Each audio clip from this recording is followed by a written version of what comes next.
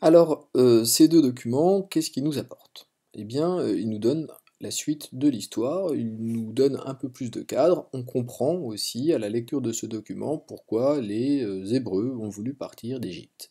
Ils fuient d'Égypte parce qu'ils avaient été réduits en esclavage dans ce territoire et ils vont aller, dans un pays qui s'appelle le pays de Canaan, et qui est une terre promise, et là où doit les emmener Moïse.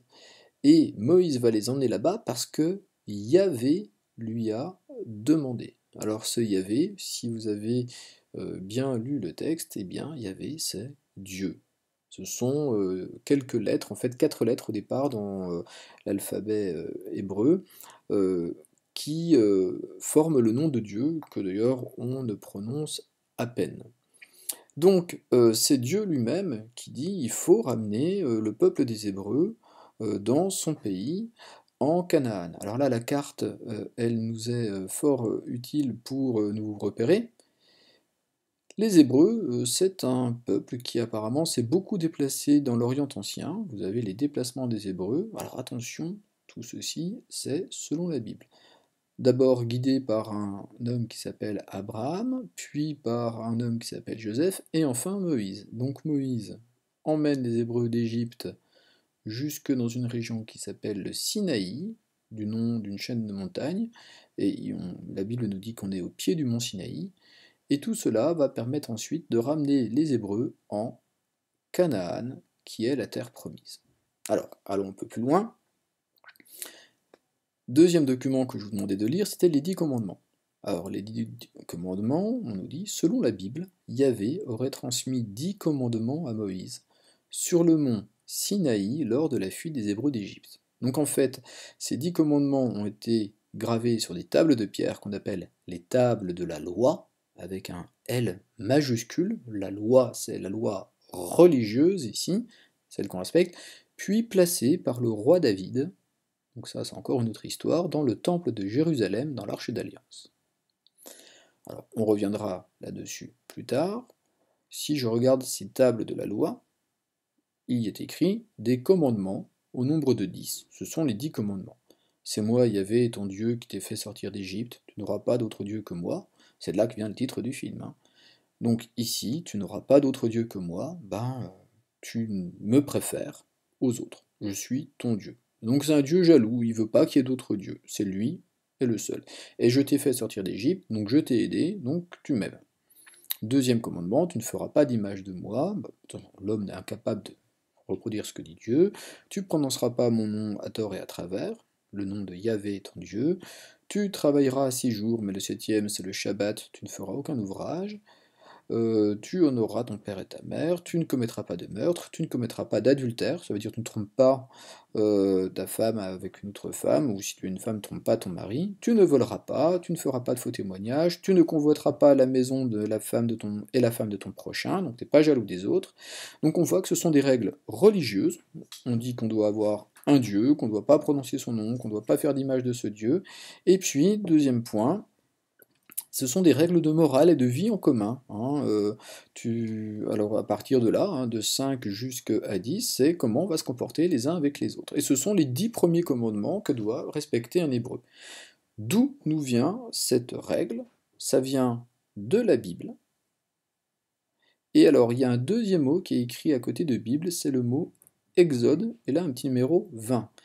En fait, la Bible, c'est le livre religieux dont on parle depuis le début de cette leçon, mais en fait, à l'intérieur de la Bible, il y a plusieurs livres qui ont eux-mêmes des titres, et le titre de ce livre, c'est Exode. Regardez bien, d'après la Bible, on sait cela. D'après la Bible, les trajets. D'après la Bible, les 10 commandements.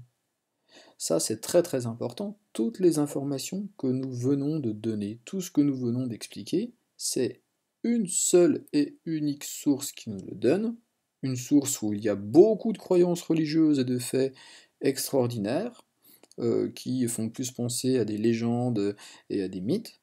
Donc, ce ne sont pas des sources proprement historiques, ce sont de vieux textes anciens, bien sûr, qui nous viennent d'un passé très lointain, mais qui ne nous racontent une histoire sans qu'on ait les moyens de vérifier les éléments. Alors, par exemple, le pharaon d'Égypte, bah, on ne sait pas qui c'est. Dans le film, on lui donne un nom, par contre, dans la Bible, il n'a pas de nom. Alors, petit résumé, par la suite, donc à la suite de la fuite d'Égypte, les Hébreux concluent une alliance avec Yahvé. Ça, c'est assez important, ce terme d'alliance. Ça veut dire qu'il y a un accord. Tu es mon peuple préféré, toi les Hébreux, et moi je suis ton Dieu. En échange, tu n'aimes que moi, et moi, en contrepartie, je te donne la terre promise. Donc, on peut noter ce contrat. Il leur donne la terre promise où Moïse les guide. Dans la Bible, on l'appelle ce territoire Canaan. Et puis, ils vont suivre les 10 commandements, la loi, ils vont obéir à Dieu. Donc, premier commandement, c'est de n'avoir qu'un Dieu. Yahvé est leur Dieu unique. Donc ça, c'est très très important. Vous avez ici les fondements de la foi, de la croyance, des croyances religieuses des juifs qui sont expliqués ici. Comment on connaît cette histoire?